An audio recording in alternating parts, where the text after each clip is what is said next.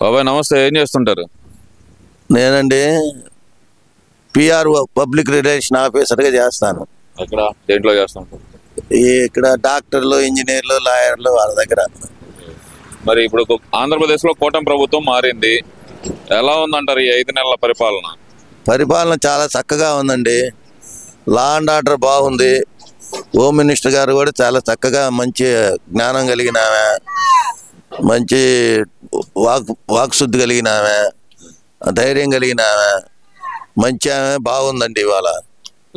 ముఖ్యంగా చూస్తే గడిచిన 5 సంవత్సరాల పరిపాలనకి ఈ 5 నెలల పరిపాలనకి మీరు గమనించిన తేడాలు ఏమున్నాయంటారు? రౌడీజం తగ్గిపోయింది. ఆఫీసర్లలో, ఎంప్లాయీస్లో అందరిలో కూడా ఒక బాధ్యతాయుతమైన వాతావరణం వచ్చింది. ఒక స్టాండర్డ్ ప్రభుత్వం, కూటమి ప్రభుత్వం స్టాండర్డ్గా పరిపాలన చేస్తారు. స్థిరంగా ఫండ్స్ తీసుకొస్తారు సెంట్రల్ గవర్నమెంట్ నుంచి. ఒక ఆంధ్రప్రదేశ్ని అభివృద్ధి ప్రదంలో నడుపుతారు. పోలవరం కానీ, అమరావతి కానీ చకచకా జరిగిపోయేటట్టు నాయకులు ప్రవర్తిస్తారని అందరూ అనుకుంటున్నారు. అసలు ఈ ప్రభుత్వం వచ్చిన తర్వాత పేదలను పట్టించుకోవటం లేదు, మొత్తం మీద పేదలకు రావాల్సిన సంక్షేమ పథకాలన్నీ ఆపేస్తుంది అనేది ప్రధానమైన ఆరోపణ వైసీపీ చేస్తుంది. ఇది వాస్తవం అనుకోవచ్చు అంటారా? ఇదంతా ఫేక్ అండి, అంతా అబద్ధం ప్రచారం. వాళ్ళు పేదల మీద పథకాలు పెట్టి వాటిల్లో వాళ్ళు చాలా కొల్లగొట్టారు. పేదల పథకాల మీద ఎక్కువ డబ్బులు వాళ్ళు లాభించారు. ఆ పార్టీ అప్పుల్లో పెట్టింది, తాకట్లు పెట్టింది, చివరికి రాష్ట్రాన్ని దివాలా తీసే పరిస్థితి తెచ్చింది. పేద ప్రజలకి కుక్కకు బిస్కెట్లు వేసి ఓట్లు రాబట్టాలని చూశారు. కానీ పేద ప్రజలు గ్రహించి చాలామంది తెలివిగల వాళ్ళు, చదువుకున్న వాళ్ళు కూటమి ప్రభుత్వానికి ఘన విజయం సాధించారు. 11 సీట్లతో అధపాతాలని తొక్కారు. ఇక ఆయనకి రాజకీయ చరిత్ర లేదు, ఇక అంతే. అంటే ఇక్కడ జగన్మోహన్ రెడ్డి అంటుంది ఏంటంటే పేదలు కాదు ఓట్లేసింది, మిషన్లు ఓటేసినాయి ఇక్కడ అంటున్నారు కదా. ఇది ప్రజాస్వామ్యం అండి, ఇటువంటి పిచ్చి మాటలు మాట్లాడకూడదు. ప్రజాస్వామ్యం, సుప్రీంకోర్టు, ప్రధానమంత్రి, ఈ పెద్ద వాళ్ళు ప్రజాస్వామ్యంలో లా అండ్ ఆర్డర్ చాలా చక్కగా ఉంటుంది. దాన్ని బట్టి మిషన్లు ఇవన్నీ దేశం మొత్తం జరుగుతున్నాయి. ఎలక్షన్లు ఒకసారి ఒకటి వస్తుంది, ఒకసారి ఒకటి వస్తుంది. మన మధ్యప్రదేశ్లో కూడా బీజేపీ వచ్చింది, మరి జార్ఖండ్లోనే కాంగ్రెస్ వచ్చింది. దానికి అబద్ధాల ప్రచారం చేయకూడదు. వాళ్ళు తప్పుడు ప్రచారాలు, అంతా ఫేక్ ప్రచారాలు, అమాయక జనానికి మోసం చేశారు. 5 సంవత్సరాలు చాలా వెనక్కి కొట్టారు. అభివృద్ధిని, ఆంధ్రప్రదేశ్ని అడుక్కునే పరిస్థితి తీసుకొచ్చారు. పరిస్థితికి ఏమి రాలేదు, వీళ్ళన్నీ అబద్ధాలే చెబుతున్నారు, అప్పులు అసలు ఏం లేవు అనేది జగన్మోహన్ రెడ్డి వాదన అండి. మరి మేము అసలు తక్కువే అప్పులు చేశాము, తెచ్చిన అప్పు కూడా పేద ప్రజలకే పంచాము అనేది ప్రధానమైన వాదన. మరి రౌడీలు ఏం మాట్లాడతారండి? రౌడీజం చేసి వాడు రౌడీ బ్యాచ్. వాళ్ళంతా మామూలుగా తెలియగలవాళ్ళు, మేధావులు, అందరు బాగుండాలనుకునే వాళ్ళు కాదు. మేము బాగుంటే బాగుండు చాలు, అవతలాడెట్టైనా అనే బ్యాచ్ అది. అటువంటి వాళ్ళని గ్రహించారు. ఒకసారి అంటే ఇచ్చారు, లేకపోతే ఆయన ముఖం చూసి కూడా ఇచ్చాడు. రాజశేఖర రెడ్డి పరిపాలన బాగుందని వేశారు, లేకపోతే అతనికి 11 సీట్లు కూడా రావు. తండ్రిని మించిని పరిపాలన చేస్తాను, తండ్రిని మరిపిస్తానన్న జగన్మోహన్ రెడ్డి ఆ మార్క్ అందుకున్నారనుకోవచ్చు అంటారు. అసలు ఏం అందుకున్నాడు? వాళ్ళ అమ్మని బజార్లో వేసాడు, వాళ్ళ చెల్లెల్ని బజార్లో వేసాడు. వాడు ఏమందుకున్నాడండి?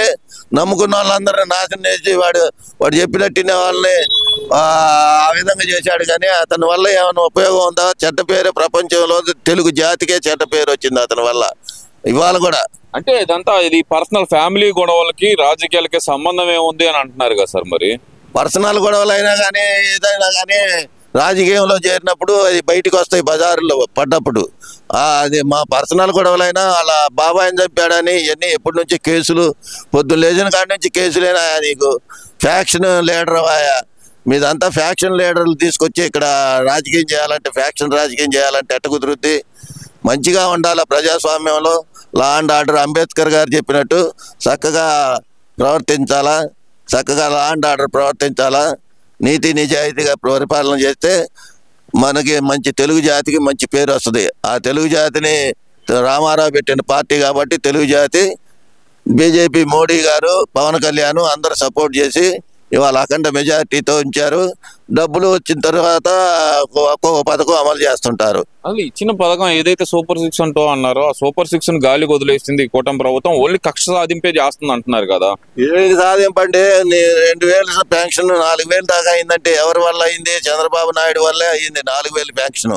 నువ్వు పిచ్చి పిచ్చి పథకాలన్నీ పెట్టుకొని వాలంటీర్లు పెట్టి నీ కార్యకర్తలకి నీ వాళ్ళకి అన్ని పంచుకొని ఇవన్నీ ఆ పథకాల్లో కొంత డబ్బులు అసలు ఏ విధంగా పథకాలు నువ్వు కనుక మా పార్టీకి ఓటేయకపోతే మీకు పథకాలు రావు అని చెప్పి బెదిరించి ఇంత చేసి చివరికి ఒక మాఫియాలాగా తయారు చేసావు ఆంధ్రప్రదేశ్ని. ఇవన్నీ అబద్ధం మాటలు, ఫేక్ ప్రచారం. మీరు నమ్మబాగరు, ఇది నమ్మరు కూడా జనం కూడా, తెలివిగల వాళ్ళు.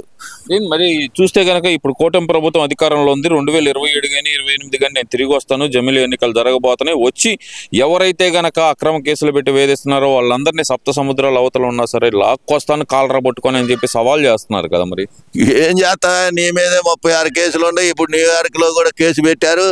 నువ్వు ఆడ తీసుకొస్తావా? నీ కేసుల నుంచి బయటపడు, నువ్వు నిజాయితీగా కనపడు. నువ్వు చెప్పే మాటలన్నీ ఎవరు నమ్ముతారు? నీ మా చేతి నీళ్ళు తాగే వాళ్ళు నమ్ముతారు. ఇప్పటికే చాలా మంది బయటికి వెళ్ళిపోతున్నారు, బీజేపీలోకి పవన్ కళ్యాణ్కి చేరిపోతున్నారు, పార్టీలోకి తెలుగుదేశంలోకి వెళ్ళిపోతున్నాయి. నువ్వు చివరికి నీ పక్కన ఉన్న వాళ్ళు కూడా ఉండరు 5 సంవత్సరాలు ఇచ్చేటప్పటికి. నువ్వు ఎక్కడ ఉంటావు? ఉండవు.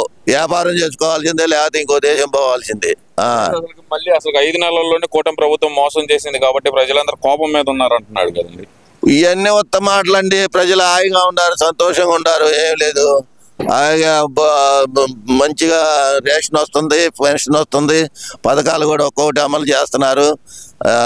వచ్చే ఈ 5 సంవత్సరాల నుంచి ఉన్న దాన్ని అంటే సరి చేసి బడ్జెట్లో అంతా చూసి చక్కగా అందరూ కూడా అసెంబ్లీలో కూడా చక్కగా మాట్లాడుతున్నారు. సమస్యల గురించి గొడవలే లేవు. నువ్వేదో బయటకు వచ్చి అసెంబ్లీకి రాకుండా పిచ్చి మాటలు మాట్లాడితే నువ్వు దమ్ముండు నిజాయితీ పడు అయితే అసెంబ్లీకి వచ్చి మాట్లాడవయా. అసెంబ్లీకి రాకుండా ఏదో బయట ఉండి ఏదో మాటలు చెబితే అన్నీ తప్పుడు ప్రచారం, తప్పుడు వ్యవహారం. అది. Thank you.